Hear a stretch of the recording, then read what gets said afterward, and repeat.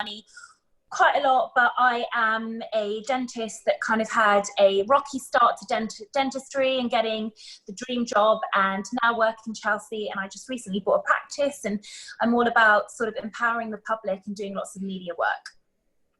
So you mentioned obviously you do a lot of media work on your Instagram. So why did you feel the need to promote dental care to the masses, and how have you kind of utilized your platform? I think that I always had a vision that I thought that I wanted to change the perception of the public and the way people view dentists. And I thought that, you know, social media in particular can empower people in such large numbers.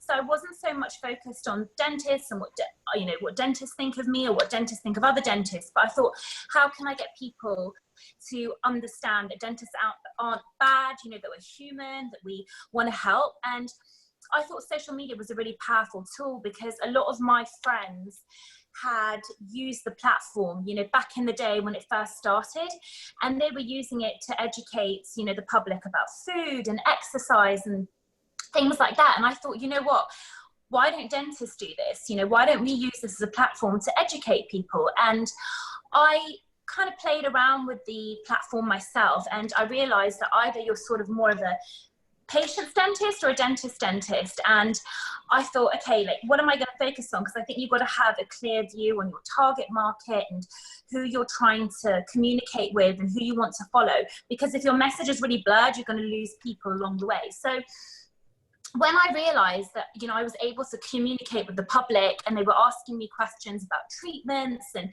you know, able to humanize the brand, basically, I saw the power of social media. And, you know, as you quite rightly said, you know, social media, you know, beyond posting curated, nice content, has the power to change things. It has the power to, you know, create movements. And, you know, for me, I wanted to be able to bring that into the dental sphere and, you know, bring us closer to patients, because, you know, at the end of the day, humans, and what we're doing is trying to help them.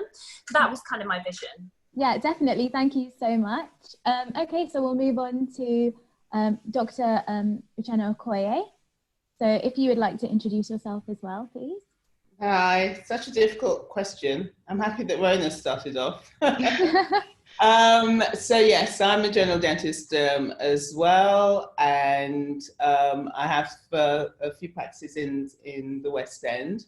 My journey, I started off at Guy's, as it was before it got swallowed up, and very much everybody finds it hilarious that I'm actually a dental phobic. So doing dentistry was something that, coming from an African family, wasn't necessarily, you know, you're not a proper doctor if you're a dentist kind of thing. So that's all changed now, thankfully. But I love the aspect of being in control. I'm a control freak. The artistic bit of it, especially now we're doing smile makeovers and that kind of stuff. I'm a bit more vintage, so I started off when there was no social media, and it's quite interesting. Obviously, I do a lot of press and doing the TV show and traditional media, and I actually stepped away for a bit with my daughter, and then kind of came back, and social media has hit. So it's nice having the combination of the two, because especially I think during this whole time when there's been the COVID thing, social media has been awesome. It's really come into its own as a point of communicating with everybody. So yeah, I love it. I love what I do. I've come back as a dentist in another life, so I feel very blessed to be doing something that I'm passionate about. Wonderful, thank you. And Dr. Milad, would you like to introduce yourself and say a little bit about what you do? Just double check you haven't muted yourself. I've unmuted. Sorry. Oh, wonderful, thank you. No, it's okay. Hello. Hello. I mean, I know my singing's bad, but you didn't have to mute me, guys. So yes, hello. I'm Dr. Milad. I'm qualified in 2004 from Barts in London. Sorry, someone had to go there, you know. And yeah, I'm a general dentist. I have a kind of interest in like cosmetic kind of things, and have been doing that for quite a while. But a mixed practice, so we do also have a big NHS contract, and we see patients of all types. For me, obviously, the singing dentist, I guess, is what everybody kind of knows me for and knows me as. That started actually randomly like 5 years ago. It was November 2015, so it'll be 5 years this year. But really, from kind of 2016, it sort of took off as an actual thing. It happened as an accident. I just did a freestyle one day in my surgery about endo and how no one likes it. And I filmed myself doing it, and a friend of mine posted it online, and people seemed to enjoy it. But I didn't really know what I was talking about because I use a lot of kind of dental terminology and things. So I thought, okay, let's use this as a tool. At that time, Instagram wasn't really big at all. It was kind of Facebook and YouTube were the two main platforms for engaging with people. So I created a YouTube channel, made a Facebook page, and just started putting videos out. Whenever I thought there was a good topic to talk about, I'd find a song that I could use, parody it. I've got a background in music, so my whole life is music oriented. My dad's a musician. I can play instruments, I can produce music, DJ. I had record deals in dental school that my father encouraged me not to go for and stick with dentistry. So music is a massive part of my life. So that's how the kind of musicality part of what I do comes out. And that was it. For me, social media is a massive tool of what I do because it's an opportunity to reach millions of people with one piece of content, and there's always an educational message behind all the songs. Yes, they're fun. I think the way I write them is quite clever. So you think you're listening to the original, but I'm hitting you with dental facts and knowledge, education. So I think that's why it's kind of worked. And it wasn't really anything that someone had done before. Loads of people have done dental songs, but not really in the way I do it, with one take on my mobile phone and I just hit it in one go. And I purposefully sing a little bit rubbish as well, because obviously I'm actually a tremendous singer, but for comedic purposes, I have to tone it down a bit, you know what I mean, to make it more accessible for people. That's understandable. Thank you. So basically what I do, and I love it. Wonderful. Thank you so much. Dr. Daniel, would you like to introduce yourself and say a little bit about what you do? Sure, it would be my honor. So first off, thank you for having me. My name is Dr. Daniel, and I'm a cosmetic dentist in Brooklyn, New York. I practice alongside both my parents, who are general dentists. My middle brother is graduated actually this year, and he's a periodontist. So it's a real family business. It's a real family practice. We all have our specialties. And I think it's one of the biggest honors in my life to work alongside my family. In regards to social media, I mean, this is why we're all in this conference Zoom call today, is because social media has the ability to connect. And, I use it to educate, to connect, to inspire, and we all have that ability to do that. It's just a matter of using your authentic self. And I think that's one thing that people are afraid to do, is to be authentic. And if there's one thing that I could promote, is just be yourself. You'll find a way to grow, and you'll find a way to inspire people. You don't need 1 million followers. It's if you inspire every day 1 or 2 people, like that's the secret, that's the success. Thank you. Would you also be able to answer that question, Dr. Linda? Just introducing yourself and saying a little bit about what you do.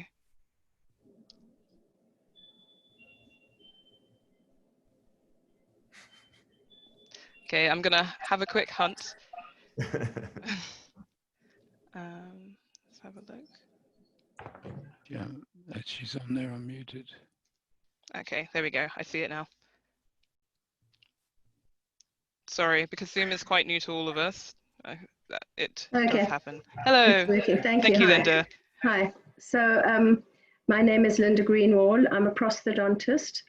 I trained firstly in South Africa, and I came to the UK in 1984.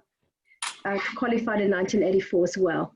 I worked for my father and my grandfather. They were dentists, and my son is a dentist as well. He qualified at Manchester.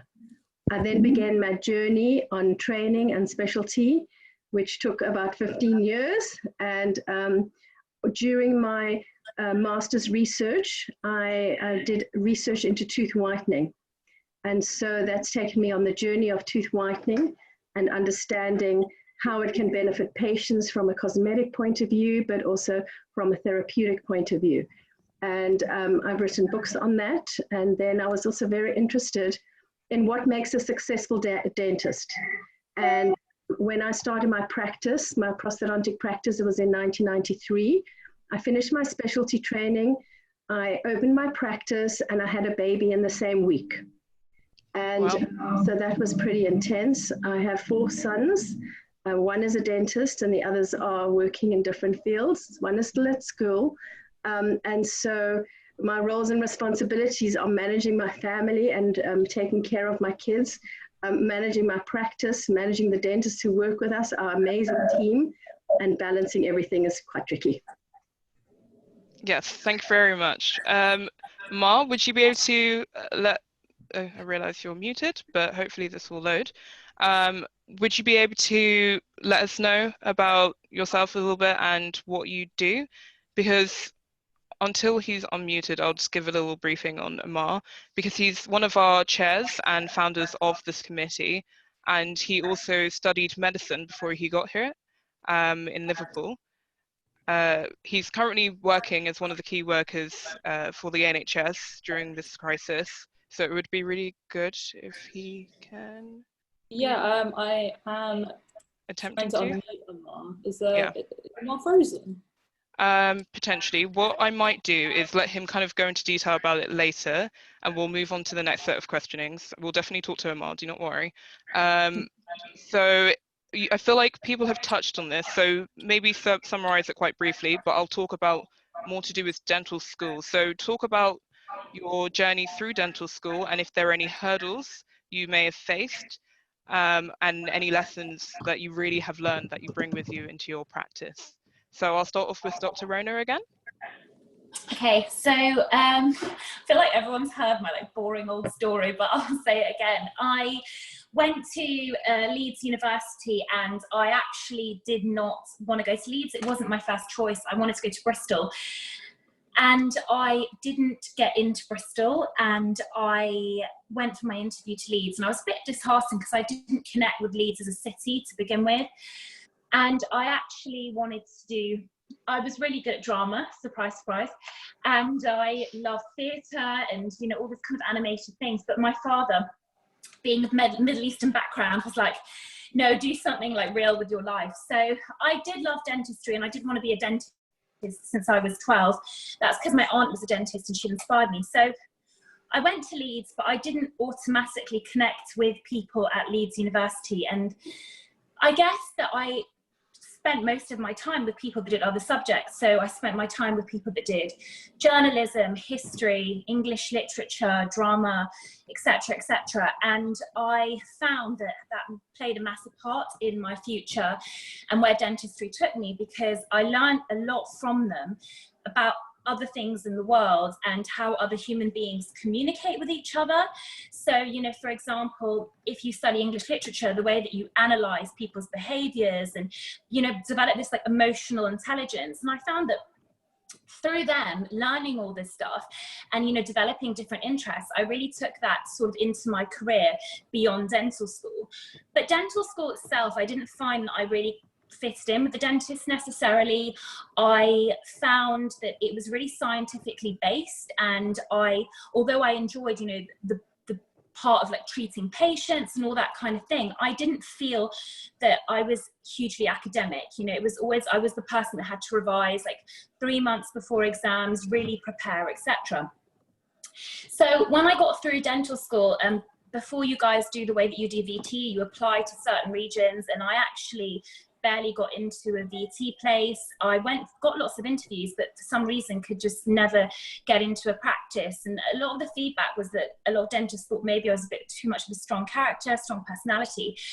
And I ended up in a VT practice that was very normal. You know, it was a family-run practice, absolutely no cosmetic dentistry. It was sort of drill, fill, pay the bill, you know, and that kind of thing. But I didn't want it to stop me, because I spent all of my time and money in courses and kind of reinvesting in my learning and my training. And I looked up at other dentists that were doing something different, and mainly it was whether they could have an impact on people's lives. And I thought that cosmetic dentistry did that, because you really have an impact on people's psychological well-being, you make them feel good, and that relationship and connection that you have with them, where they feel like you're not just inflicting pain, but you're doing something, you know, for them, was what I wanted to do. So I basically just went on to CV drop to practices that weren't necessarily advertising for jobs, and eventually landed a job in High Street Kensington, which then led me to Chelsea. So pretty much it's just being completely focused on what you want. And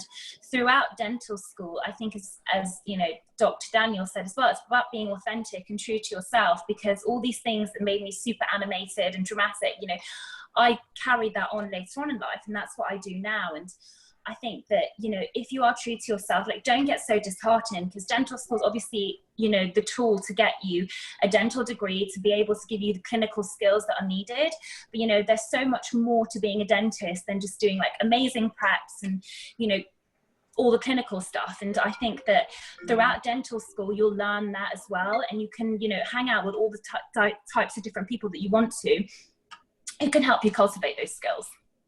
Wonderful, thank you so much. Dr. Uchenna, could you tell us briefly about your journey, like, through dental school, and how any hurdles you may face there, or any good lessons you've learned there has like helped you with your profession? Okay. Yeah, I mean, I guess keeping it real, I hated dental school. Ugh, everything about it. I had a horrible time there. A bit like Dr. Rhona, I didn't fit in. Wasn't the, I mean, we're talking about the whole diversity thing now. At that time, it was not a diverse environment. But I can, you know, honestly say it was probably the best dental school in the country when I compare with friends with regards to what we were taught. And I'm very grateful for aspects like, for example, the dean at the time was a wet finger dentist. So we thought that we had it really, we were at a disadvantage because we didn't have nurses and people like that helping us in clinic, which means it's great. If I don't have a nurse, I can work by myself, and stuff like that came from dental school. And I think the best advice that I got at dental school, and it was my final year, and I still remember being taken into the office of one of the, Mr. Fenlon, I don't know if he's still there, but he actually, you know, struggling with finals, struggling with, do I like this dentistry, how, you know, and all the rest of it. And he was just like, you know, your job, and I'll say this to all of you, at dental school, your job is to pass finals. You know, you kind of get caught up, I want to be the best dentist ever, I want to do, and that's all good and well. But the bottom line is you need to pass your exam. And for me, that was kind of a turning point. But anyway, but I passed, and I would say that after having done that, then started my journey of realizing, actually, I really do like this, and actually I can do this, and I am really good at it. And I'd say my thing, I wouldn't say that I've got the best hands. The important thing is to stay in your own lane. So I tend not to compare. I you know, do the best that I can be for me and my patients. I'm a phobic, as I said, so I relate very much to people that are afraid, you know, of going to the dentist, and just giving them a great experience. And so education. I spent a lot of money, a lot of time in America, had some really great mentors, of which Linda was actually one of my first mentors. And I always, and that's, you know, my takeaway, find people that are doing it good, don't be afraid. It was a dentist called Harris Stadelsky, and I remember him saying, go talk to them. If they say no, just shake it off and go to the next person. And she invited me into her practice, and it's amazing that kind of like growing on the shoulders of other people. So thank you, Linda, again.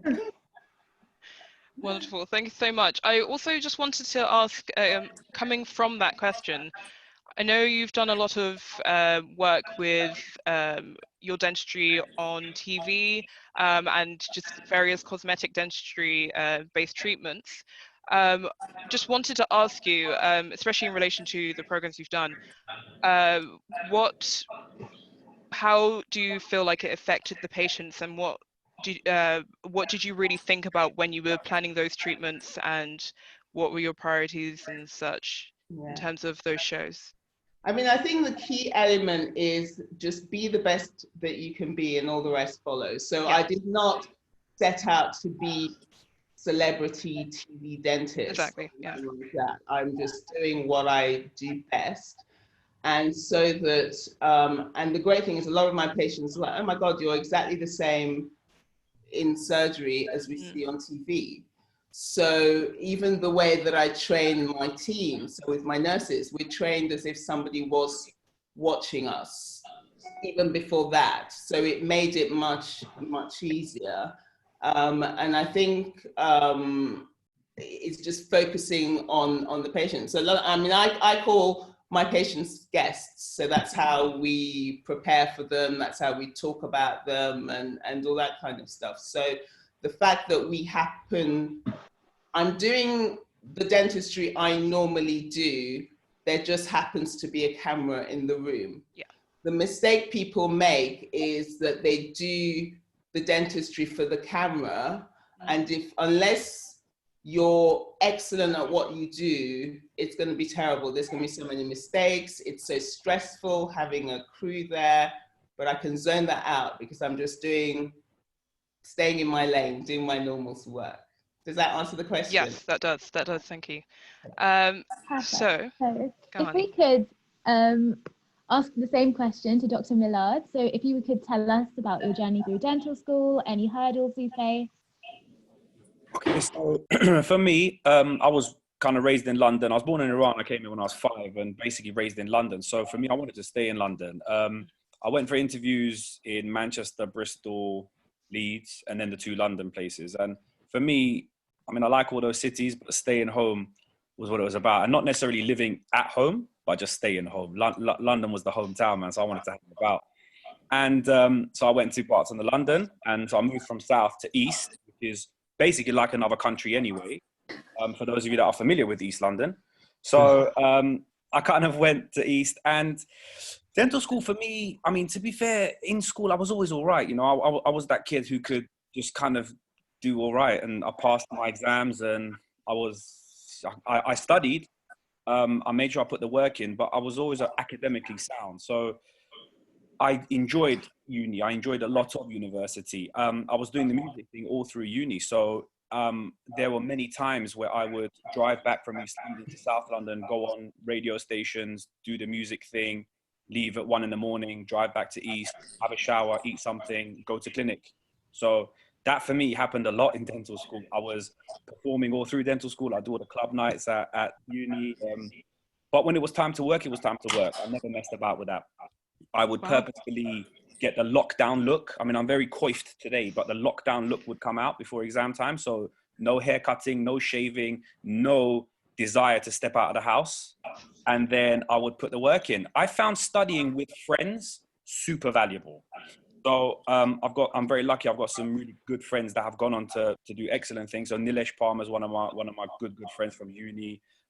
He's a fantastic dentist, very accomplished, and we would study together. Another friend of mine, John, who's in Malta, we used to study together. So for me, I found that really useful because the type of work we do, yes, you need the science base, but also it's talking about it. It's knowing your craft truly. And when it comes to the type of exams, you have a lot of oral exams, right? So to be able to talk about what you're going to be examined on, I found super useful. It's not just go and read a bunch of books. That's not going to help you pass all the exams. So there was a few things that I was told by some tutors. So one of them very early on told me, you know what, when the time comes for you to start working on patients, be the first guy. Always put your hand up. Who wants to give the first anesthetic? Just say me. It was win-win. If you do a good job, everyone rates you. If you do a rubbish job, it was the first time. So it's true. Okay. Who wants to pull out this tooth? Me. Because again, if you pull it out, hero before lunch. If you don't pull it out, it's all right. There'll be another chance. So I tried to be that guy. I was always up for doing whatever it was first. And then the second piece of kind of good advice I was given was, you can be the most outstanding clinical dentist, but if you suck with people, you're going to have a difficult career, because our career is based on people and interacting with people. On the flip side, you could be a kind of average, okay kind of clinical dentist, sometimes suck even, but if you're amazing with people, you're going to have a successful career. Now imagine you're a really good clinical dentist, and you're awesome with people as well. That's where the magic happens, y'all. No, you're right. You're right. That's kind Thank of what you. I've always worked towards. And, you know, university was very much that for me. Luckily, the communication side, I was okay. But again, role playing. I was always the first guy to, everyone hates role play. You know, when they say, right, guys, today we're going to do role play, you hear everyone, oh my God, I don't want to be that guy. Please don't let me go first. Go first, man. You can't get it wrong. Thank you. That's really helpful. Thank you. Dr. Daniel, would like to ask you about your journey through dental school and how any hurdles or invaluable moments have helped you in your professional career, but also I know that a few of the speakers have actually studied abroad. Could you also sort of highlight anything you had to do prior to going into dental school and your training year after? Sure. So in America, we have to take in college, we call it college or university, pre-dental classes in order to be eligible to move forward to dental school. Prior to dental school, you also have to take an exam called the DAT, and depending on how you do, then you determine where you go. Like I said before, both my parents were dentists. They didn't force me, they inspired me to get into this profession. I saw that there was a lot of opportunity, especially for someone with my personality, to maybe spice it up or really make an impact in dentistry. So, you know, I worked really, really hard and got into NYU College of Dentistry. And let me tell you something about dentistry. No one is born with the perfect hand skills. I mean, maybe Michelangelo or somebody else. I mean, I was not, first of all, I was born and my hand skills when I first started in clinic and working on typodonts was terrible. I don't think I've ever said this in public, but I'm telling you guys, for those that get discouraged, don't get discouraged. My hand skills were not good. I wasn't born to make a 0.5 millimeter prep and this and that. For me, I was an athlete. Everything's bigger, grander. And when you have to go to such a micro, it takes time to adjust. Do not get discouraged, please. If anything, I practice and practice and practice. And I turned my weakness into some of my best strengths. So, you know, take the opportunity in dental school or university to really work at your craft. You know, don't just, you know, get through a clinic or whatever, like get better at it, right? So I decided early on in my career that cosmetics is something that I would love to be a part of. And in NYU, there's different programs, different honor programs that you could join. I don't know how that is in different universities, but that's one aspect of NYU that I loved. So cosmetic dentistry was something that, you know, I was aiming for, and I joined the aesthetic honors program. And just like Dr. Milad said, take your chances. As long as you give it with, you know, the biggest heart and intentions, do the best that you can, you'll be fine. You have instructors around you, but take that chance, take that risk. Don't be afraid to work on patients. You know, the communication, the bedside manner, that's what really, really matters. And if a patient sees that you're really trying your best, you're not gonna fall apart, right? So take the chances, don't be afraid. We all started from the bottom. Like that's the whole point of this. That's the whole point of dental school. So after I graduated dental school, I didn't want to go straight into practice. I wanted to spend time in the hospital. For me, cosmetic dentistry is important, but I also wanted to know that I could treat a human being. It doesn't matter their medical condition, doesn't matter their background. I wanted to know that I could handle a human being. You know, that's something in dental school I didn't have a chance to learn. And I'm very, very grateful that I took that year. You know, some people went straight into dentistry because they wanted to make money. For me, dentistry is not a sprint, it's a marathon. You know, you don't just stop learning after you graduate dental school. If anything, you start learning after you graduate from dental school. Dentistry is always evolving. You always should be on the cutting edge. You should always take courses. And that's something that I really hope that the students out there understand that, yes, you can pass all the exams in dental school, but that's just to get you through and getting that certificate. The real learning should start when you graduate. So that's what I encourage, you know, never stop learning. And listen, have fun with this. This is one of the most amazing professions. And I've said this millions of times. This is one of the most amazing professions. You know, treat everyone the way you would treat your family members. Really give it your all. Don't half-ass anything. Love it, I promise. Thank you so much. And Dr. Linda, would you be able to answer the question about your journey through dental school and how any hurdles you may have faced or good things that you've encountered may have helped you in your career? Thank you. So I trained in Johannesburg at Wits Dental School. When I trained, actually it was 1979, I entered dental school. I was 17 years old. So Daniel, you start after college. I started straight from high school, age 17. So yes, I was a teenage dentist. Now I'm just joking. But yeah, I was 23 and qualified, and I went to work for my father. And my father qualified very young. He qualified at 21. And he said he had to grow a moustache to look older so the patients would come to him. So I said to him, Dad, do you mind if I don't grow a moustache? But I need to look a bit older so that people didn't want to go to a female dentist. So we entered dental school. There were 6 of us, 6 females in the class, and boy, did we have a hard time.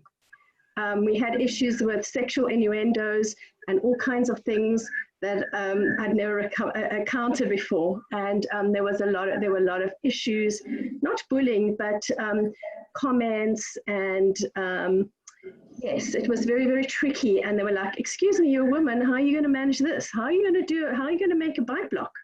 Women don't do things like that. So we did have a very tough time. The 6 women in our class were awesome. And one lives now in Chicago. She was a really good buddy. And we studied and we went through dental school together. But I realized, as Milad said, you need to get involved. So right from the beginning, like you, Mary Elizabeth, I got involved in dental council and student affairs. And I used to be in charge of all these social events. I used to have to find partners for the guys for the ball and organize the dental balls and all those cheese and wines. I was there doing it. And my professors are like, you're going to fail dental school because you're not studying, you're not having too much fun. And so I realized that that was a very important part of my life, being involved. And that has taken me through the journey in my career. And as you know, I set up the dental charity to give back. But always being involved and doing stuff has been just a part of me. And then as we went through dental school, with the issues that were raised, we tried to make sure that we did something about it. I believe that don't complain all the time. Don't complain, do something.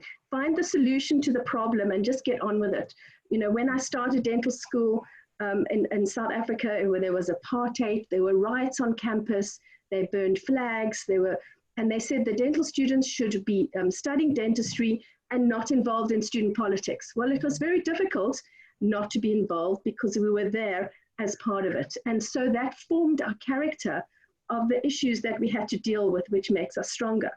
The thing, as I mentioned, my professors were really, really tough on me. I had a super hard time. And it's the way that they taught in those days. And Tom, you will say that they used to teach dentistry like that, but we're not allowed to teach dentistry like that anymore. You can't say things. So I'd make a beautiful wax of my little wax filling, and I think it's very pretty, and I take it to my professor and they go, Lynn, do you think this is nice? I go, yeah, I think it's quite nice. They go, actually, it's a piece of something else. So they took it and they threw it out the window in the lab. I was like, oh, so you didn't like my filling? It's like, yeah, it wasn't so great. And you had to start back again. So my biggest question, which I've always had, is what does it take?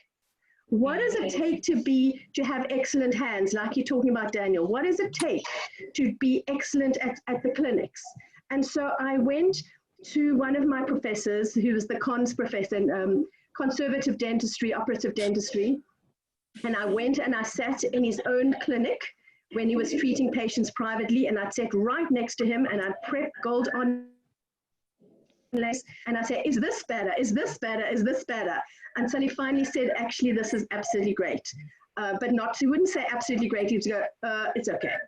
And so that quest for knowledge has been with me all the time. I wanted to know what it takes, and I wanted to know the success secrets. You know, some people talk a lot, and some people do a lot, and some people talk the talk, walk the walk, but is it actually authentic and genuine? So I have this quest to take, And again, all the way through dental school until I could understand what they were looking for when they told me my work wasn't up to standard. So I pushed myself, and I had a study buddy, and we studied really hard. And the guys used to give us a hard time and say, oh, the girls can't cope with this, or you're not up to academic standards. So we worked and worked, and we studied.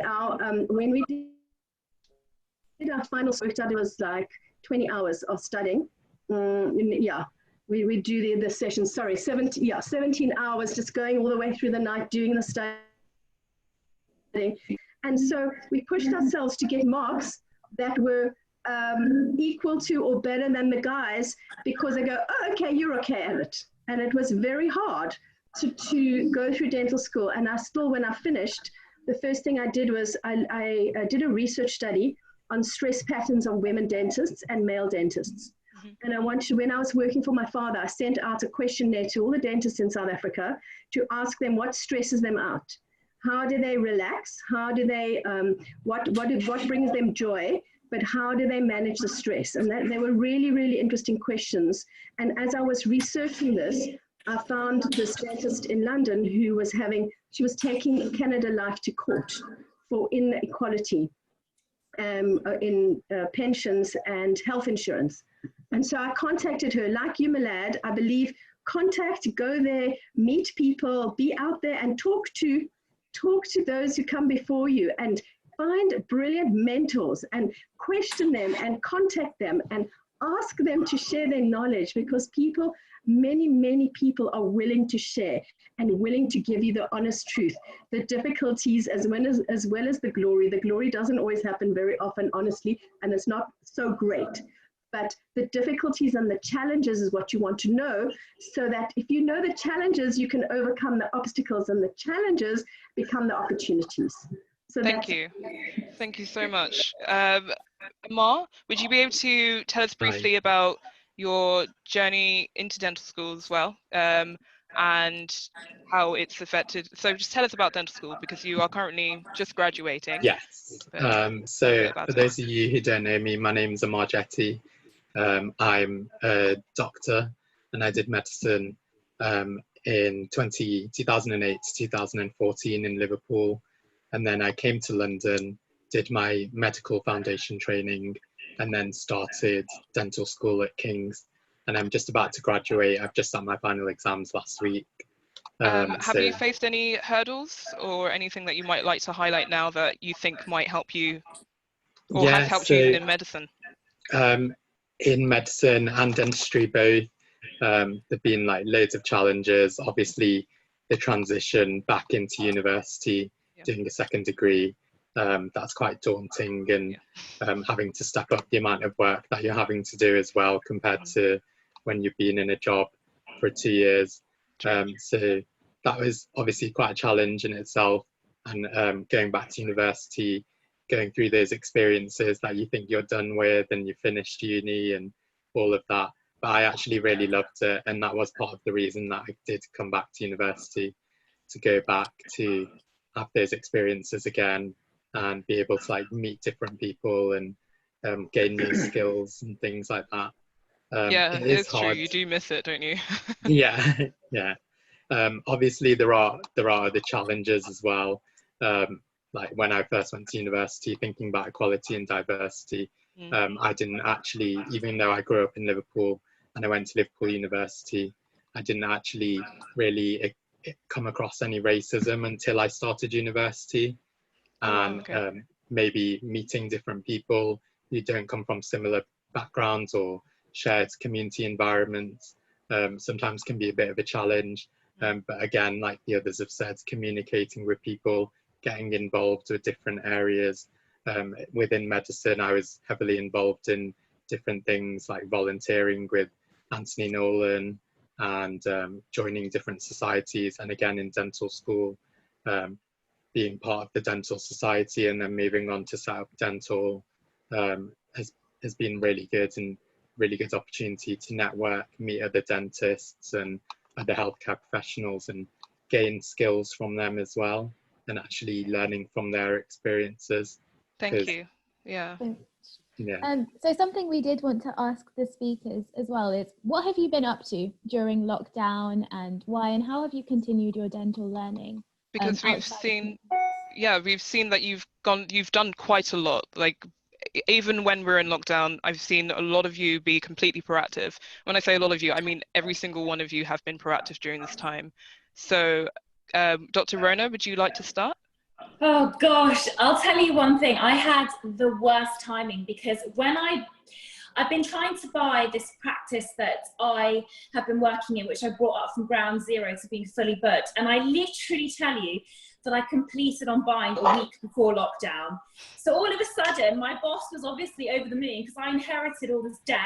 And I was like, oh my God, what am I gonna do? Like, we're suddenly in lockdown. And I'm really honest, because, you know, I'm a transparent person. I found it really overwhelming, because although a lot of people thought that the lockdown was an opportunity for you to take a step back and maybe, you know, work on the things that you can't work on because of time, because of pressure of always being in dentistry, I actually felt that the physical rat race, in a way, went onto the digital rat race. So all of a sudden, I transferred all of my energy that I put onto clinics online. And by that, I mean, I was like, right, so I can't work, so I need to make sure I've got online consultations in place, that I'm constantly connecting with patients. Let's do a live. Like, everyone was doing lives all of a sudden, you know, there was no lives, and there was like 20 million a day. And, you know, then I was like, okay, like, what hobbies do I need to learn? And I think that a lot of dentists by nature, we're really driven, and we have this obsession with being proactive. So, you know, in a way, that completely switching off, or just watching Netflix and being like, I'm in my zone and I'm chilling, isn't like normal for us, because we find like we have to almost be like, okay, now I'm going to be present. Okay, I'm going to time being present for 10 minutes. You know, like we find it really difficult. So I think that I really struggled in a way, because I was at home all the time. I couldn't actually switch off, and I felt I was connected into this like digital vortex all the time. But having the connection with patients was super important for me. So I built this virtual online consultation platform, and with that, I just, you know, made myself accessible to new patients, to make sure that my old patients would contact me if they needed anything. And I decided to do like some more digital content. So I entered the world of TikTok, which I hate. I don't know how you do it, Milad. It takes me literally like an hour to record a video. I'm like that meme of an old granny like trying to work out how TikTok works. I'm definitely too old for it. But I just like entered the whole TikTok world. I definitely wanted to kind of focus on things that I hadn't done before. So for example, I always wanted to run, because I find running a really good way to completely switch off. And at the beginning of lockdown, I was only able to do like 2K, and now I'm doing 10K. So, that was quite a nice little kind of milestone for me on a personal level. But I think, as you guys were saying, is that, digital connection has its pros and cons. And I think that if we didn't have all of these tools like Zoom and video calling and, FaceTime and whatever, we'd feel so isolated, because as human beings, connection is so important for us, and having some kind of connection where we can all kind of see each other's faces and be a bit more animated. I realized the importance of that. And I also realized the importance of physical contact, because we're all still missing that, because we're not going to be able, to go back to that hugging and, shaking hands and just sort of like being in contact with each other in the same way for a while. And so I think that really having the connection with people was super important for me, and I made sure that I did that every single day and not got kind of swallowed up into the work digital side of stuff. So yeah, and sort of trying to set priorities. But I would be lying if I say that it's been a bit of a chill out time. I think it's been more like, what can I do now? Like, what if the world never goes back to normal and I have to really make a mark digitally now? So I felt there was like kind of a different type of pressure. Thank you. Dr. Uchenna, would you be able to answer that same question? Yeah, I think for me, it was, I just want to come back to work to rest, because I have a 4-year-old. So I had a different kind of complete overwhelm. It was just, being somebody who's very driven, I like ticking boxes, and I did this and that. So when you have a 4-year-old, and I'd be like sobbing to my sister, I haven't done anything, I'm so tired. And she's just like, you survived the day, full stop. So it's been very good practice. Like, dentistry is now going to seem so easy compared to that. But I didn't really get, I have a great set of kind of patients, and so people were really supportive. So I talk, you know, I check in. I did the online consult thing a couple of times, but it was just too difficult. So from a work perspective, I almost totally switched off.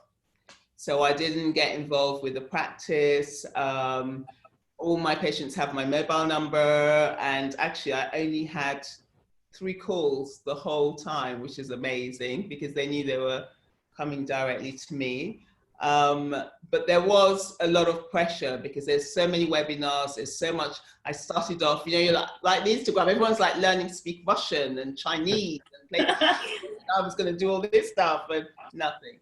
So yeah, I'm looking forward to coming back to work. I kind of regret, you know, I wish that I could have enjoyed it more, but I'm sure we'll all look back, and because I've never spent as much time just at home. So it's been interesting times.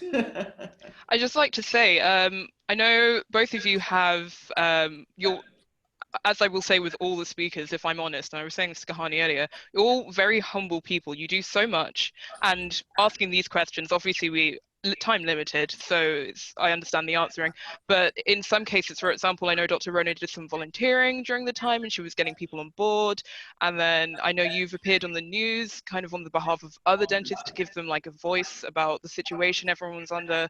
So this is why, like, you've done so well, because you're so humble about it, but you do just kind of get on with it and you remain proactive. So thank you very much to both of you and to all of you. So Dr. Milad, would you be able to also answer the question what you've been up to during lockdown? Yeah, so a bit of both of what the guys have said up until now. So I've got 2 small kids as well. So I've got a 6-year-old daughter and a 4-year-old son. So first of all, I want to send a massive shout out to Mrs. SD, I call her. So she's just literally been sitting there the whole time. She's just gone to this office. Love you, babe. Thanks so much. She's not even in the room now. She's not even in the room. But yeah, homeschooling. Boy, that's fun, isn't it? That's a amazing thing to come along.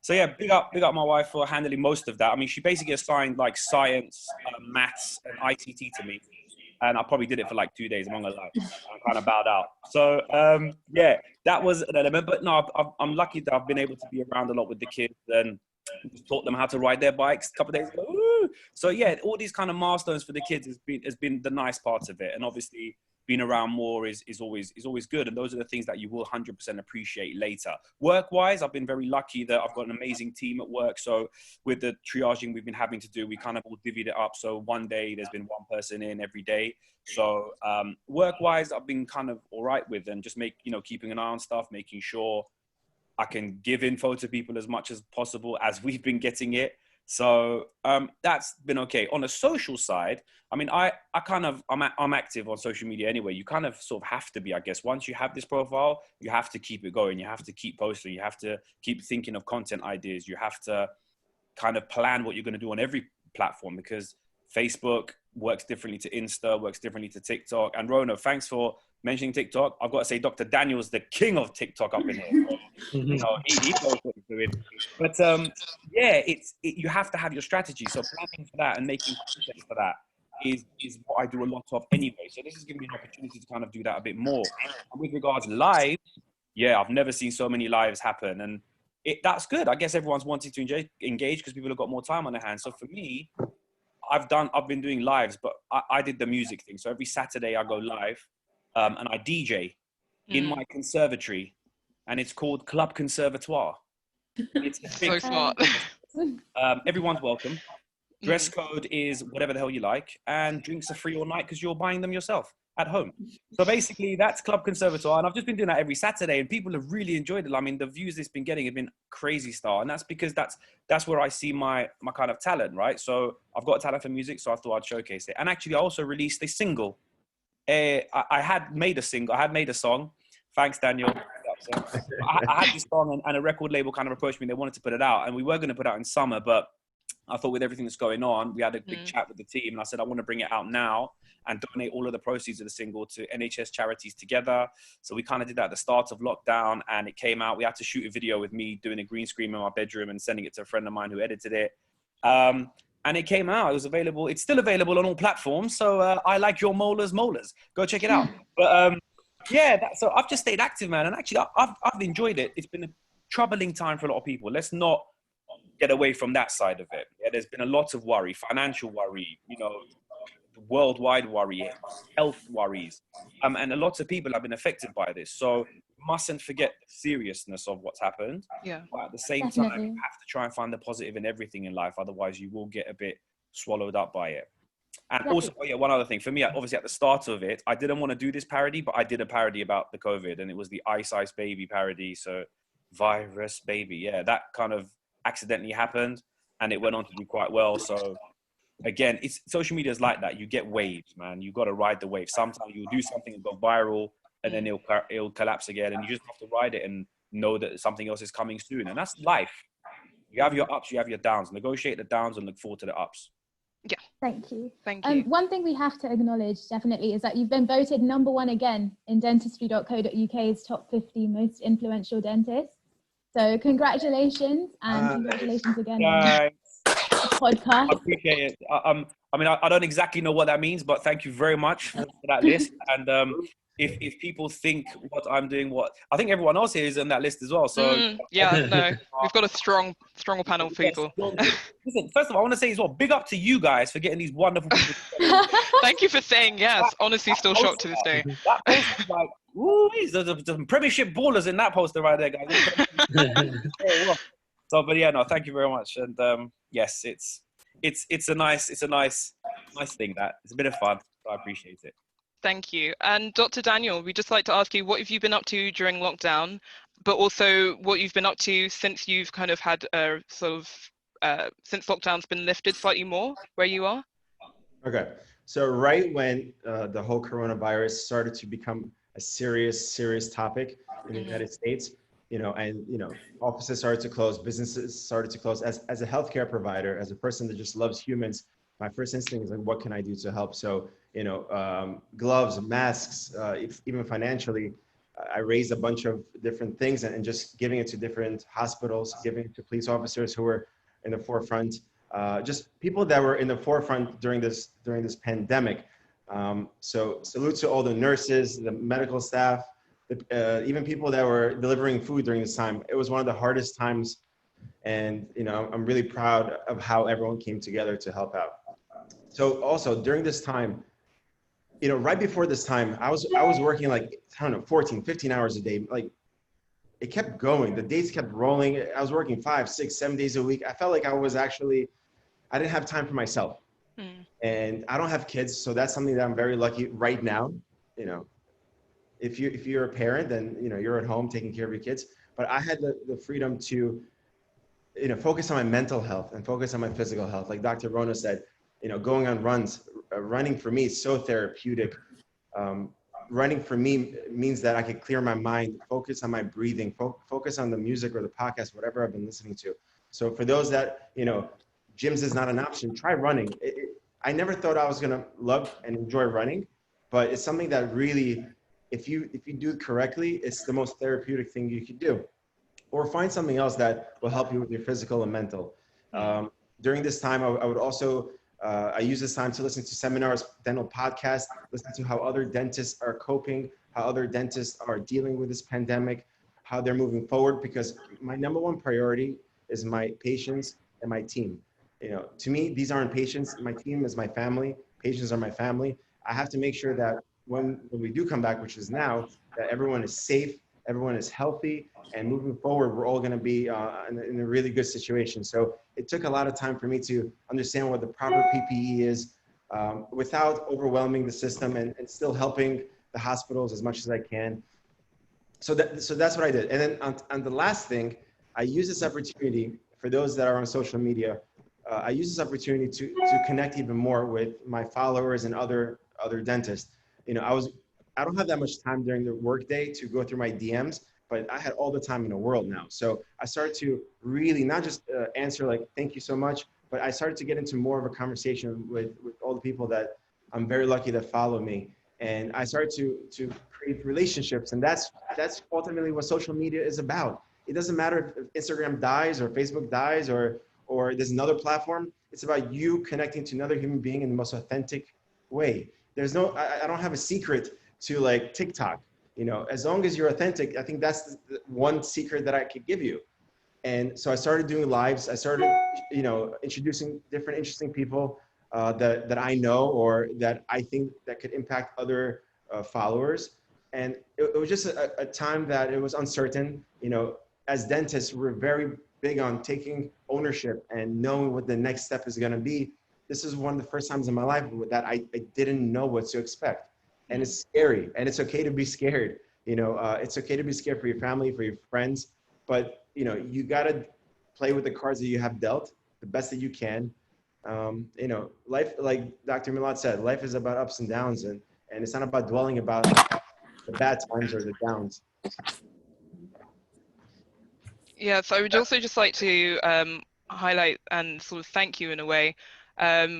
I know that you recently treated one of the people that were at the protests and had been helping somebody and ended up experiencing dental trauma as a result. So the work that you've done just to sort of not only improve her dental condition, but also just to improve how she felt in response to what's going on right now is also a great thing. So thank you.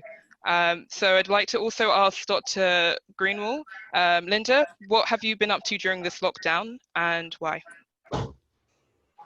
So the first thing is that I looked at, yay, we can stop working now. This is awesome. And I've got all the list of all the things that I want to do. Now I'm going to do all that stuff. And suddenly I realized, so I was at home cooking meals. We went into lockdown with my 4 children and my daughter-in-law. So we were 7, 21 meals a day. It's fun and it's not so fun. And so I worked on my cooking skills because I've been doing a lot of cooking. This evening I've made challah bread, and I started early in getting that stuff done. And I decided actually at the end of all this, I'm going to do a recipe book with all my recipes that I've been cooking in lockdown. The healthy things and not so much sugar, because I see a lot of recipes on Instagram have got so much sugar inside. So that's one thing. But I've been giving a lot of webinars, sharing my information. The first thing is I wanted quality time with my family to make sure that at this precious time that we had in lockdown, we could actually focus on the meaningful things, the important things. The fact that so many people were dying, the great fear that we all had, and going through my emotions of total fear and panic and okay, what are we going to do? How are we going to manage this? What are the things we need to do? And I realized quickly that I need to stay in contact with my team. So we had regular practice meetings and we met every Tuesday with the whole team. I furloughed half the team and the other half we carried on working. Triaging patients, speaking to patients, WhatsApping patients, FaceTiming patients, and managing them through the crisis. You know, it's a massive financial impact for me because, again, I've just renovated my practice. 3 years ago, I bought the house next door to my office so that I could expand it, and we have 5 operatories, 5 surgeries. And I took on massive financial loans and leases and equipment leases, and we just financed a CBCT machine and a scanner and all the stuff. And so quickly I had to get lease holidays for all my equipment and just balance things. And the financial aspect is mega and massive. And the practice management consultants have always said, have 2 months income stashed away for the rainy day. And the rainy days never came, and I thought, oh, we don't need it, who needs that? And then the massive storm, the hurricane arrived. And so we then had to realize the financial implications of going into lockdown was one of the most expensive holidays I've ever taken. And then I looked at the thing and, well, in this lockdown, where do I want to be and what do I want to do? And actually, I only wanted to be at home with my family, safe and secure. So that was one thing. So I gave 2 or 3 webinars a week. With my with the charity that I set up, I run a charity called the Dental Wellness Trust. I founded the charity 10 years ago, again as a to give back, but to look at how I can make an impact. And during the lockdown in the UK, in London, we encouraged all dentists to donate their toothbrushes and toothpastes to care homes, to the homeless, to elderly care facilities, hospices. So we've donated over 12,000 toothbrushes, toothpaste to these facilities all the way around London. And we put on Instagram.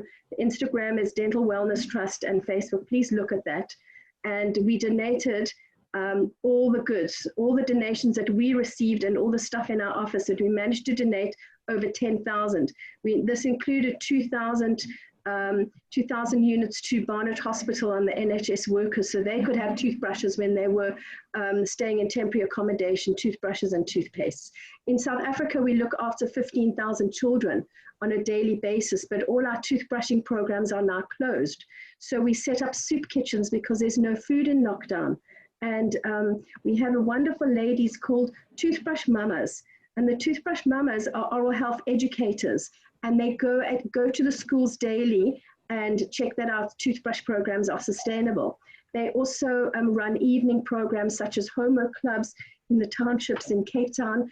And during this time, the Toothbrush Mamas have been setting up soup kitchens. We then bought material for the Toothbrush Mamas to make masks for all the children. So they are making masks. We found a pattern on how to make a mask, and we gave that, we purchased material. Now you can't leave your house in South Africa, you're under curfew, and you have to get permits to leave.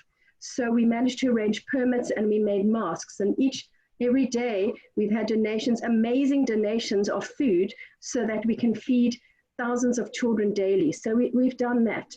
I then looked at when we had received all the messages about so many people dying, and one has to consider one's own death.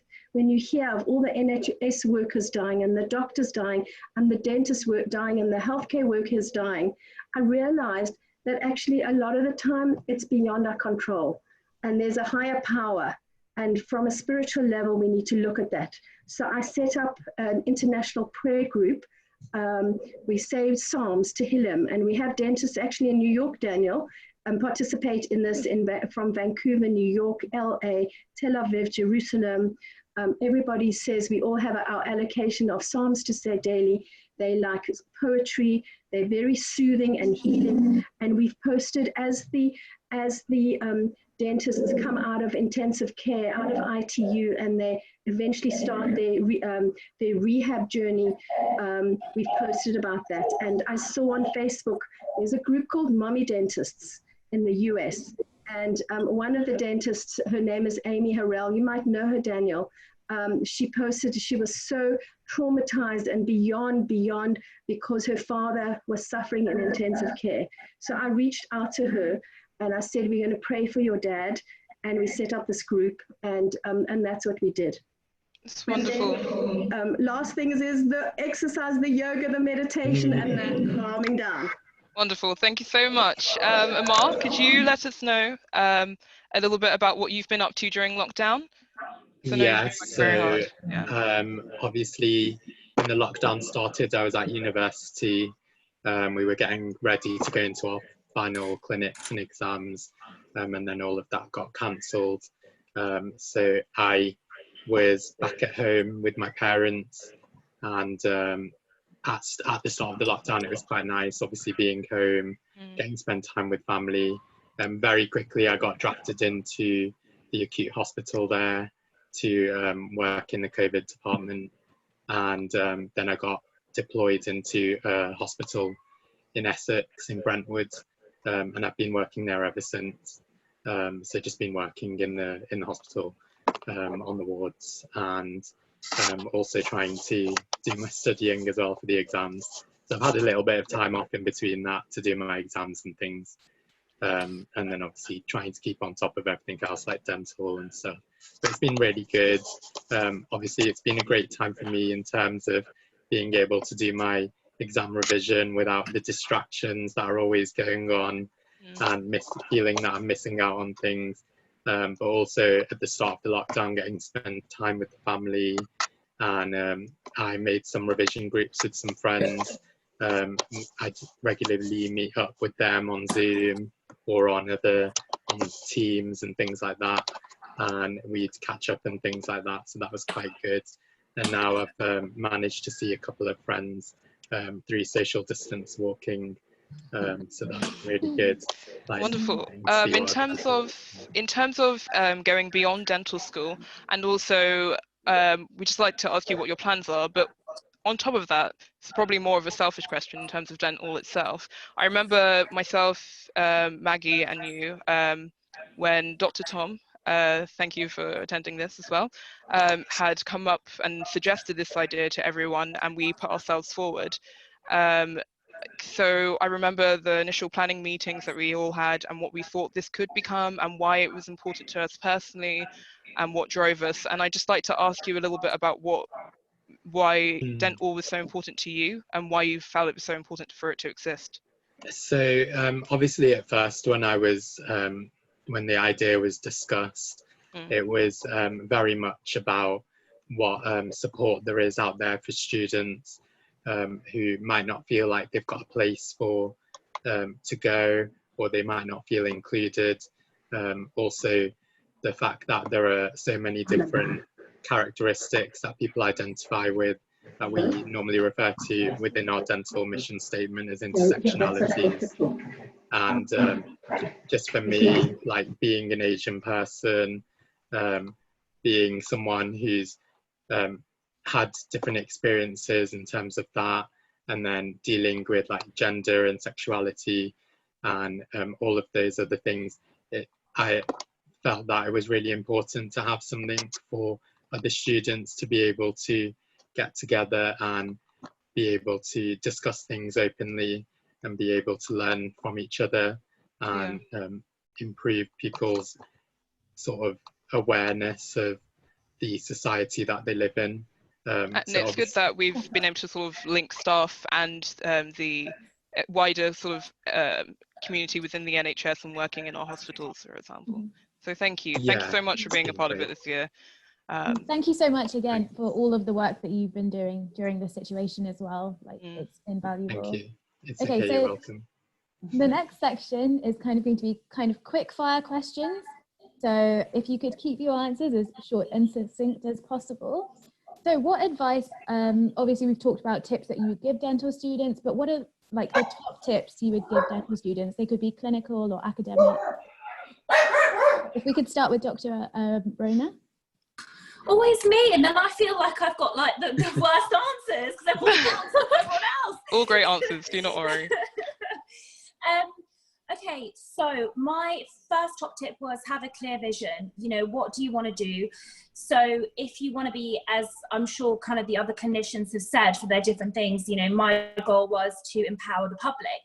I've mentioned this before and I want to mention it again. When people say to me, how do I become Instagram famous, or how do I get people to know I am? That's not a goal. That's a result of, you know, the things that you want to do. So my goal is to empower people, to make them more aware of what's going on. Social media is my platform to do so, okay? So have a vision and understand how you're going to get there.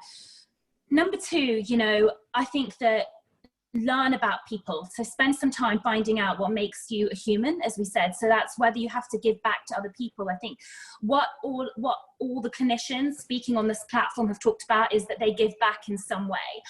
And I'm not talking about, you know, sort of virtue signaling or anything like that, but something that's close to your heart and you feel like this is giving me purpose in life, because, you know, doing perfect crown preps or veneer preps isn't a true purpose. Like that won't give you fulfillment in the same way where, you know, you've done something and won't necessarily get something back. I think spend time looking up to people that you admire and finding out what they do, and that goes beyond dentistry. So I know I mentioned in my other webinar with Shaz, I watch TED Talks or I listen to podcasts with people that I admire, and I'm talking about people with huge visions, people that inspire society, you know. So this can go beyond dentistry, but think about how those people have done things and how you can link it back to your work. And I think that you should definitely show gratitude to the people around you every single day. And, you know, that's whether you are helping and uplifting other colleagues, your staff around you, your patients, because all of those things that, you know, those humanistic qualities are things that will make you progress further in your career, and people want to help you in that way. So those are kind of my top tips for the moment, because I know you've heard the other ones before. Thank you so much. Thank you. I'd just like to ask, this is kind of to the floor. So a lot of people have asked about, I'll just name two things, about business Instagram pages. What's the things to focus on and make sure you've considered? And so if we start with that, can someone start answering about that? I think with business Instagram, I mean, look, at the end of the day, some people still keep their profile personal. I kept it on business because I wanted to keep an eye on the algorithm, engagement, you know, things like that.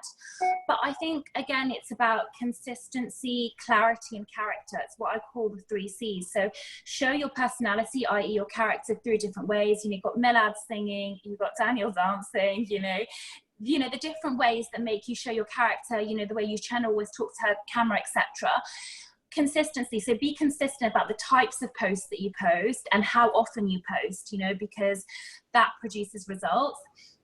And be clear about your message. Like, what do you want your audience to understand about you? What do, like, are your photos clear enough for a patient to understand? Is that your purpose? Or is your dental page so that other dentists can do courses? So therefore you need to show rubber dam, give top tips, techniques. So just be clear about this. I think 3 C's, focus on that to start with. Wonderful. Amazing. And anyone else got anything to build on that? Rhona hit the nail on the head. And also, dentist, just because you're a dentist doesn't mean that's all you have to talk about. You know, use your voice to make a difference. Use your voice and your platform that you've created to really make a change. It doesn't only have to be about dentistry. If you believe in something very strong, stand up for it, show, you know, speak about it. You know what I mean? So yes, have a clear vision, but also if there are times when you want to say something and it could impact people, do it. Do it. Yeah. And I think I'd add, I'm quite old school.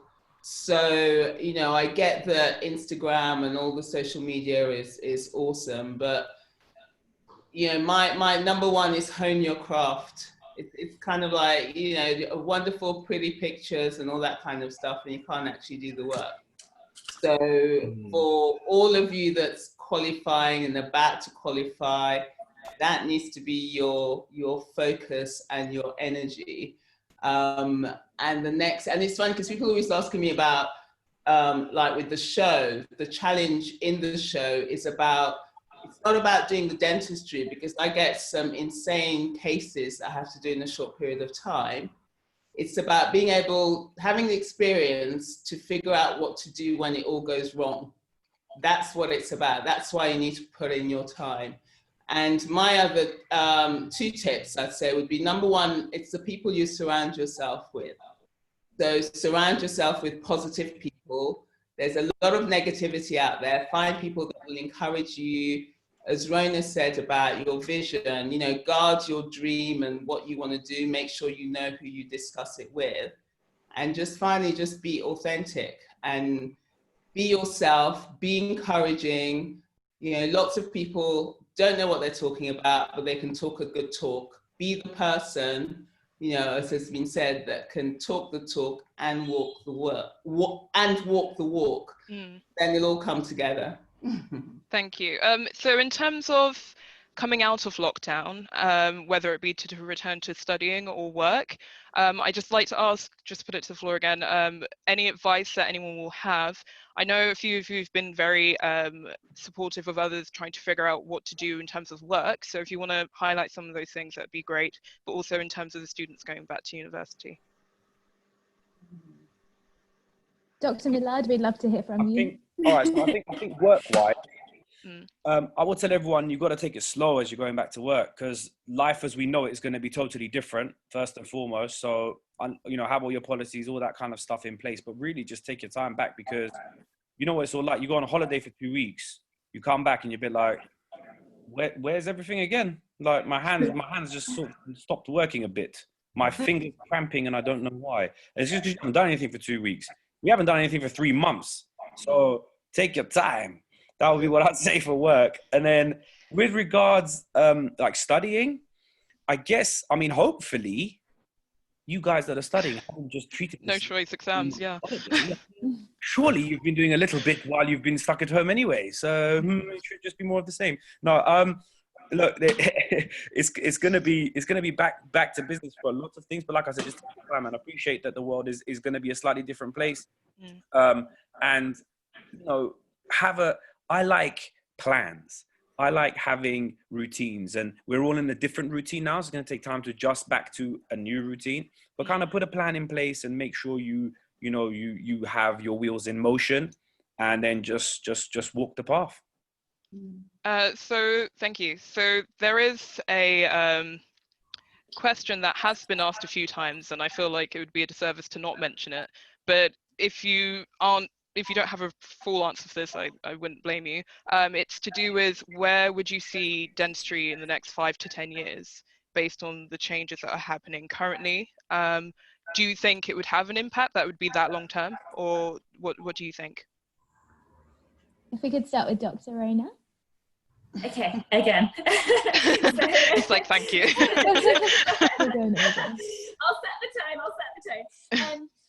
5 to 10 years. Okay, so I think that we've got to face the fact that direct to consumer is here to stay, and dentistry is no exception. So what I mean to that is, as we all know, we have massively relied on in the last 5 to 10 years, Uber, Deliveroo, all these like, I want it now. And I think dentistry is no exception. And I think that patients, and we know this already, there's orthodontic companies which are like, hey, we'll take the doctor out of the situation and we'll deliver your aligners or, whatever.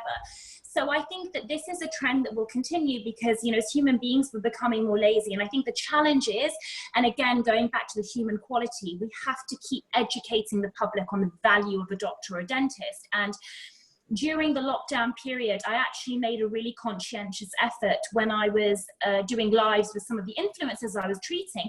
And bear in mind, these influencers are offered free things all the time. And, they brought up the fact that they chose to see a dentist instead of going for these direct-to-consumer models because they said, I want a service. I want to go to someone when something goes wrong. And I think it's our job as professionals to show that relationship, and we can use the tools ahead of us. I think that we can fight that. And as Milad stated, and he's the perfect example, like, don't dwell on the negativity and the what ifs and the buts and is it all going to be turning doom and gloom, because out of adversity comes opportunity, and you've got to just be able to embrace the next stages of dentistry and say, okay, we might have this challenge, but how can we turn it around? This gives us a chance to really embrace it and show patients the value of dentists and that relationship, and coming in and creating these experiences, because still the generation that want things quickly still value experiences, and it's our job to create those experiences. So I think there will definitely be more of that. I think post-COVID world, things will be a lot slower, but I do have confidence that in the next year or two, things will go back to normal speed, really. And, that's what I believe. I might be wrong. I don't think, we're going to suddenly be slow forever. But, taking a step back again, like, think of it as I can spend longer with my patients now. I have to spend longer. I have to be slower. We have to properly disinfect. So actually, it could be a good thing because you're harnessing relationships, which could be even stronger than you were before. Definitely. Thank you. And if I could ask... Sorry, I'd like to make to that is NHS dentistry. That's something that here, Dr. Daniel, I'll fill you in on the delights of NHS dentistry afterwards. But that is definitely going to have to change, because that isn't something that is sustainable without having to have high volume kind of work. So that's something that obviously having a mixed practice and having an element of NHS, a large element of NHS at my practice, that'll be something I'm keenly watching to see what the changes are and how they're going to impact, because that way of working for sure just won't, even in the short term to long term. I mean, I can't see that kind of going back to how it was. Thank you. So we've had questions to do with, we've got a few more minutes, but we've had questions to do with being able to be sort of patient facing, and you've spoken a lot about how important it is to be able to communicate well and approach people. How would you, like, what advice would you guys give? Because clearly you're not only good at it probably with your patients, but you're doing it on a live platform where it's clear that you're able to do this very well. So is there any advice you would give to people either from that platform or in person that you think will actually help people be able to connect with their patients? Dr. Daniel? That's a good question.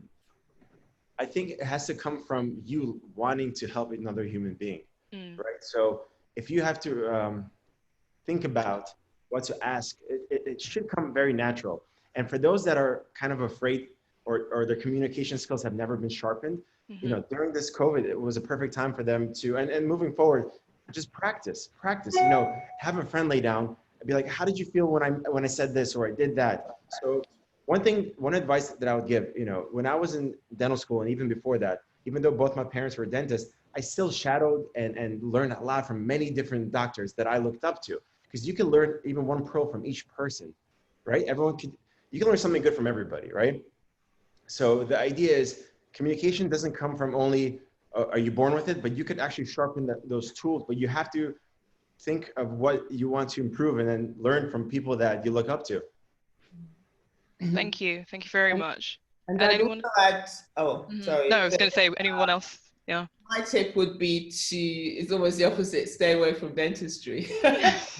So yeah, be involved in dentistry, but kind of like stuff like that, what I call the soft skills, is look outside. You know, I was fortunate enough that I was trained by people in Four Seasons and Ritz-Carlton. And actually the first, like my foray into cosmetic dentistry was Larry Rosenthal. And so I used to go to NYU, and it was just I mean, you Americans do service so well. So it's kind of hotels and restaurants, and then bring that into dentistry, because most of us are not taught any of this. You know, it's like learning. So if I'm charting, I don't say MOD amalgam, I say a 3-surface silver filling or a mesial surface, or, because the aim is to engage with the patient and not to be a dentist. So that would be my recommendation. Look outside dentistry as well to get those skills. Thank you very much. Thank you. A lot of you have also mentioned. Yes, Dr. Daniel, you were saying something? Something that was just mentioned is hospitality. It's not, you can't learn it in school. They don't teach it in school. I think that's one of the biggest secrets to success in dentistry. Learn hospitality. Okay, thank you. One thing. Sorry, Dr. Greenwall, you wanted to add something? Yes, you were talking about where is dentistry going in the next 5 to 10 years? And the challenge of COVID is going to change dentistry in a huge way. Besides, when we finish treating the emergencies, patients are going to consider things like cosmetic aesthetic dentistry that they've been putting off while they're sitting in lockdown, and they want to do self-care and all that. They actually really, they've got goals for their teeth and goals for their life and goals for their smiles and their health.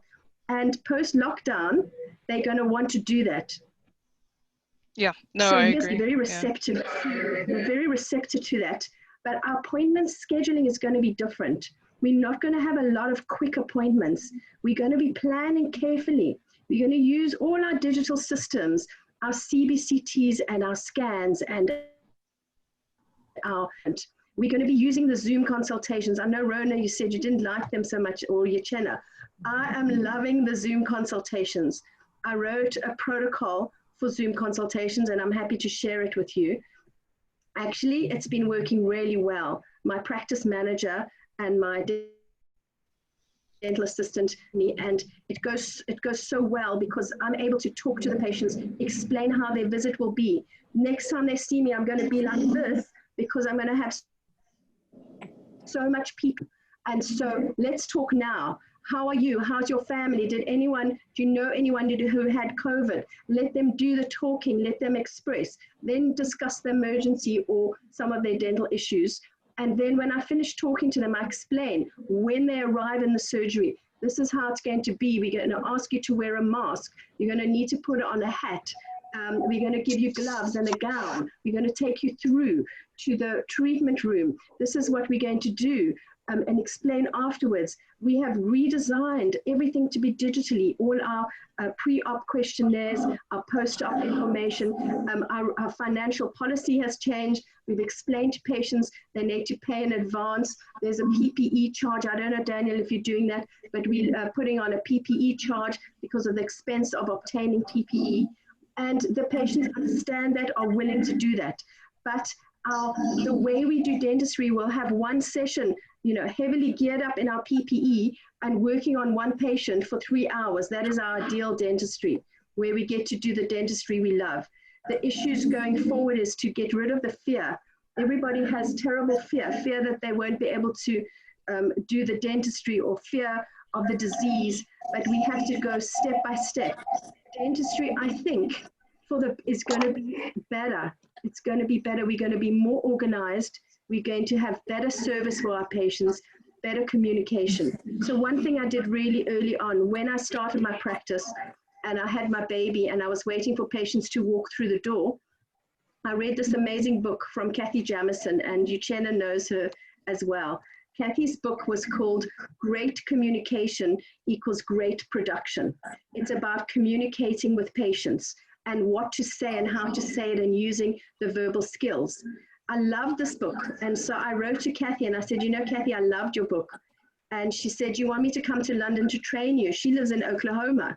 So she trained me for a year and traveled to London. And she's been training for the last 25 years. And I've learned so much about setting visions and plans, but also having a mentor and finding mentors to help, and to hear where the new directions are going, and to take the responsibility to be the change and to make the change yourself. Don't blame anyone else for the situation that there's no PPE, and how can dentists know? We have the situation, Daniel, at the moment where we've been in lockdown for 8 weeks, 9 weeks. We are being issued instructions. We are allowed to go back on Monday. And everyone goes, oh, but I'm not ready. But actually, we've had 8 weeks to prepare while we've been in lockdown, to prepare ourselves to get the PPE, to do all that stuff. We've had that time. So don't rely on anyone else to be the change for you. You are the leader of your own destiny, and you take that opportunity and be proactive with your life and do the things, incorporate the joy. We are so lucky we have the opportunity to make choices in dentistry for ourselves. Be the joy, find the joy, and seek the joy. Thank you. Thank you. I just wanted to say, just so that people know, in case anyone has to leave, where can people reach you? I'm sure they all know, but where can people reach you? And again, I want to say thank you so much for agreeing to do all of this, to partake in this talk. It's been a really good discussion, and I hope that the audience has enjoyed it. So let us know about your social media now, and then I'll have one more question about mentors for anyone that wants to stay after. I guess you're starting with me.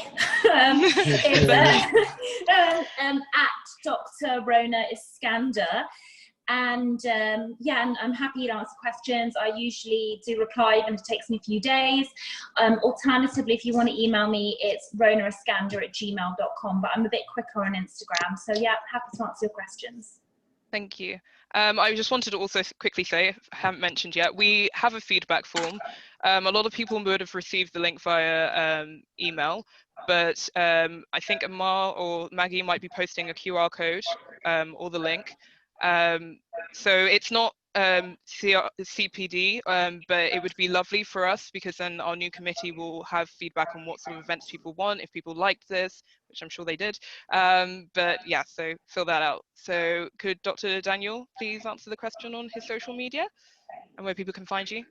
Okay, so you can find me on Instagram at @dr_, and I have a very long last name, Rubinshtein, RUBINSH. EIN. But I think if you type in Dr. Daniel, it should come up. And I truly do my best. I don't even have my assistant responding to the DMs. I try to create those relationships myself, but sometimes it could take me a week to respond, maybe 2 weeks. So I appreciate your patience. I truly do. And Dr. Uchenna, where could people find you? Yeah, the same. Instagram's the quickest. So I do all my own stuff. So it's at Dr. Uchenna Okeye. So And Dr. Milad as well? So on Insta, I am at Singing Dentist, and on all the other platforms, so Facebook, TikTok, whatever, YouTube, all that, I am at Dentist Singing. And I reply well through Facebook, through Insta. Again, like Dr. Daniel said, like the guy said, when you get a lot of DMs, it can be quite difficult to respond. But I try to get back to everyone. To be fair, I just did a reset today. I had so many in there, and I've got some from like 50 weeks ago that I've forgotten to reply to. I just gassed everybody off today. I'm sorry. I just hit reset, man. It's just getting too difficult. But now I'm on the ball. Now, if you message me, you're going to get a reply, hopefully a bit quicker. But make sure you're following, yeah? Because if you don't follow and you send me a DM, I'm deleting you. You've heard it here first. How disrespectful. You're going to find me, send me a message, and not even click follow. Anyway, that's just sorry, in my life, is this... No, it's a fair request. Dr. Linda, would you be able to answer the same question? So the best ways to get hold of me is also on Instagram. It's Greenwall Dental. There's also a dental education site for the webinars and lectures, and that's Greenwall Dental Education. The charity is Dental Wellness Trust and Dental Wellness Foundation. So please have a look at those and message me there. I do get back eventually, and I'm much better at it now. So I'm happy to take questions through the Instagram. Thank you. And Dr. Rhona, did we already cover your one? Yeah, I was first. I set the standards. And then just double checking, just giving you a second chance if you need it. But and yeah, I believe Amar has just set up his Instagram Yes, page. Amar, please plug yours. So I have a new Instagram page, and my Huh. Instagram is at Dr.Amar and I've written it up there. You can also follow our dental Instagram page. It is at KCL Dent_all. So if you're not following, please do go along and follow us. Sorry about the lighting. I have really bad lights in my flat. It's all right. We could hear and see you well enough, so thank you. Gihani's been running the social media page this year and doing all the posters that you've seen and such, so thank you very much for that. But yeah, so it's updated frequently with inclusive calendars, etc., for you to kind of keep up with the dates. So yes. So I wanted to ask about mentors. If any of you do have to go, do let me know, and then I can just either shut off the talk or we're out there. First off, thank you so much for having me on this panel with such amazing people, dentists, doctors. It was a true honor. And for those that have questions, really don't be intimidated to I really will do my best to answer. Thank you guys. Thank you all for being so approachable. Thank you. Thank you so much. Thank you. So I just wanted to ask about mentorship. Quite a few people have asked this question, so I didn't want to end it without having it at least on the recording. Could you guys go into more, because all of you've mentioned mentorship quite a lot, either you've had it or you've been a mentor for someone else, and what sort of things can people do, both as a student and as a professional, to be mentored? Can I answer first, because I've got to go too? Just to say, like, I have been actually quite rubbish with it recently because I've been so busy. And my tip because there's a guy called Zig Ziglar. I don't know if any of you have heard of him. He's passed away, unfortunately, but look up Zig Ziglar. He's awesome. And he talks about mentoring with regards to getting a list of people you want to mentor and then say, can I just come meet you for a coffee? Okay. So for all of you out there, and I have had lots of people say, I want to come and sit with you in the surgery and all the rest of it. It's highly unlikely at the moment anyway, but if you want to have a coffee with me and you can pick my brains and all the rest of it. So when you are asking people, start small. I think that's what I did with Linda. I said, can I just come and at the end of the day, just have a coffee with you? I think I was there for about 2 hours. She was so generous. But if you're like, can you come and spend the day with me and all the rest of it, I'll be trying to figure out the right day and it's never going to happen. So I'd be delighted. I love teaching and I want to give back. And I will leave you with that. Thank you, everybody. Thank you so much. That was very valuable. Thank you. I have to go because I've got to cook supper for everybody. Of course. No, and enjoy. My bread is baking in the oven. So I just, I'm happy to mentor, for you to contact me, come and visit, the same. To keep reading. I've made a list of inspirational books, and I find inspiration in lots of people, lots of different things. There's a woman who's written a book. Her name is Kiki K. She has a stationery. She set her goal to set up a stationery company, and I read her book recently. It's called Your Best Life Ever and Achieving Your Dreams. And she said, make a list of the top 100 people you've always wanted to meet.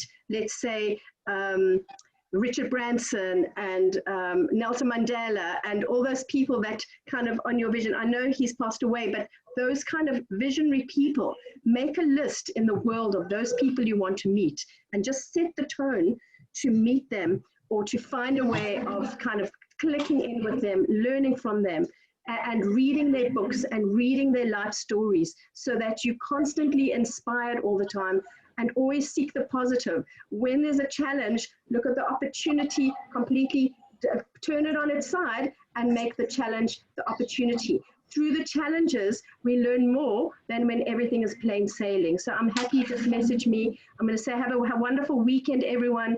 All the best, and enjoy going back slowly, and just keep the positive. Thank you so much. Thank you so much. Thank you so much for being here. Does anyone have anything else to add to the mentorship? From my side, with regards mentorship, I mean, I am very accessible on social media. Obviously, it can get a bit difficult sometimes, but anytime, and I hope other people have experiences, if you do message me, I am pretty good at getting back. If you have questions about stuff, I'm always happy to offer advice. I've done talks before at unis. I get approached a lot to go in and kind of talk about this type of stuff, kind of, you know, what's next for younger dentists, you know, how can you negate this career, this landscape and everything else. So, you know, just off the cuff stuff, more than happy to do. But actually, a formal like mentorship. So we have actually started something recently, myself and a friend of mine, Dr. Robbie Hughes, who is also very successful dentist, has done an amazing job in dentistry. We have set up kind of a business for this, and it's called Avant-Garde Dentistry. It's all about, you know, the new landscape of work, digital workflows, patient workflows, how to understand and negotiate this current climate. It's all about your branding, your social media, your websites, every single aspect, your business development, buying a practice, developing a practice, everything, as well as education. That is the center of everything we do. There's courses all about cosmetic dentistry of all different types. So that's like a true kind of mentorship program that we've set up, and you get myself and Robbie kind of on a one-to-one to really help guide that and spend a lot of time with you to see where it is you want to go, and use our experiences of you know, a long time in dentistry, I would say so far, but still so much more to go. We know what can happen in dentistry. If you get it right, it's fantastic, in great business to have, and we're more than happy to start sharing that with people. So yeah, you can get that on socials, Avant-Garde Dentistry, find that anywhere, and that's something we're definitely putting a lot of effort into this forthcoming year and the future. Thank you. And Dr. Rhona? I think mentorship's a really hard one because, as Milad would know, you get a lot of people approach you, and like realistically, you're one person, you're running a practice. If you're like Milad or Robbie, like me, and you're running another business, you know, with the product and this and this and this, to give the time, love, and energy that someone asks you for a mentor is really difficult. And so, don't be upset if you approach, but I think that there's a few things that you can take home. As Uchenna said, ask for a couple of hours with that person. Some students that I've met up with, etc., they've shown me something completely different. They don't send me a message just saying, hey, can you be my mentor, or hey, can you tell me how you do X, Y, and Z? There's kind of a little bit more depth behind their message, and they have things that are a little bit sort of clear. And when you go to somebody with something clear, not like, oh, can I just do this for a day, but maybe a specific question of why you particularly have approached that person, whether you're approaching someone because maybe you want to get into media, or maybe you want to do the other things. And I think that really, if you want proper time, you need to invest, as Milad said. So, there are courses out there, whether it's Milad and Robbie's course, you're like, okay, this is an investment in my training and learning. and I know that I'm going to get the time and dedication because I've invested in this course or whatever. So I think, you know, it is hard because you're never going to get one person completely dedicating their time to you, because it's unrealistic. People have families and careers, but people will always be happy to give you snippets of knowledge. And you guys even know today, when Mary approached me, of course, you know, I was like, I want to help as many people as possible. And this is why these platforms are so fantastic, because you've got, you know, 5 incredible dentists and Rhona, and, you know, then we can share, you know, as much as we can with you all in one go. And I think that before you even necessarily approach someone for the one-on-one, you know, do a little searching, because me, Milad, Linda, Uchenna, you know, we've done so many webinars, we've done so many videos, we've put stuff up on YouTube, on live. So, you know, look at that stuff, because you'll be surprised that the stuff that we've already put out there for free, you know, you can find it. You just need to do a bit of searching, in the same way that you'd maybe search a podcast of your favorite reality star or influencer or whatever. We are putting that knowledge free out there all the time. So the stuff that you want to know, you're most likely to find it on platforms that we've talked about before. But for that really bespoke learning, you are going to have to invest, and you see that as an investment. You go and find the right course for you, as Milad said, whether it's clinical, Instagram, both, or whatever. And, you know, at least, you know, sometimes, you know, when people can give their time, they will give their time. Yeah, exactly. Thank you so much. I'd just like to say thank you so much to Dr. Milad and to Dr. Rhona, and to all the speakers that have come on for this whole thing. It's been absolutely incredible, and still so very grateful that you actually said yes to this. Thank you to everyone that's watched and participated. We did try to answer some of your questions, so thank you very much for staying. And if you do have any more questions, like they said, they're willing to let you reach out to them. If you have any more questions in relation to dental or anything we could potentially try and get across to them, can't make any promises, but we will try our best to help forward on the message. So thank you. Yeah, or just message our Instagram as well, and we'll get back to you. Yeah, and we just want to say thanks to the rest of the dental committee for putting this on. They've done a really great job. Absolutely. And again, thanks to our speakers for making the time to come and talk for us today. And thank you so much to Nicole and Peninsula Dental Society for letting us use your account. It meant that we could have more people come in and not limit the amount of people coming in. It's not very much, it doesn't relate too much to our ethos if we didn't really let everyone join in. So thank you very much. Okay. Yeah, no problem at all. Thank you so much. And we'd also like to thank Dr. Tom. He's one of our he's our sponsor for most of these things. So thank you very much. Thanks, Dr. Tom. All right, thank you everyone. Bye. Thank you so much. Stay safe. Yes, stay safe.